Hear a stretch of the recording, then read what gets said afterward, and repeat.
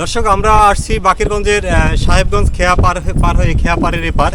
আমরা আসছি চরাউলিয়াপুরে মনসুর আলী হাওলাদারের কাছে। তিনি ঘোড়া পোষেন দীর্ঘদিন যাবত। কাকা, কতদিন পর্যন্ত ঘোড়া পোষেন? 30 বছরের মতো 30 বছর ঘোড়া পোষেন। আপনার এখন কয়টা ঘোড়া আছে? আছে, দুইটা, একটা বেচছি এই নগদে, আবার একটা কিনবো। তাই? এই ঘোড়াটার দাম আছে কত? এটার দাম আছে নর্মাল 1,10,20,000। আচ্ছা, মানুষে ওই যে গরু ছাগল পালে, মহিষ পালে, আপনি ঘোড়া পালতেছেন কেন? ঘোড়া পালি আমার শখের বিষয়। শখের জন্য? হ্যাঁ। এদিকে কি আপনার কোনো ইনকাম হয়? ইনকামও একটু প্রতিযোগিতা করি। ওই প্রতিযোগিতা যান? হ্যাঁ। ওখানে গেলে কিরকম আপনাদের? আমাদের 1,500-2,000 টাকা দেয় এবং একটা প্রাইজ থাকলে এটা আনি, এবং মহিষও আছে আমাদের। আচ্ছা, এখন বর্তমানে তো ওই আপনার ঘোড়ার মাংস খায়, এটা শুনছেন আপনি?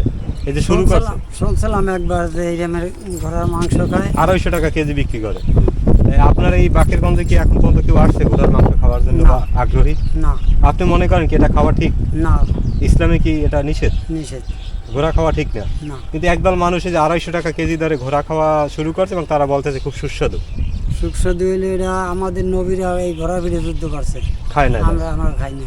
তাই?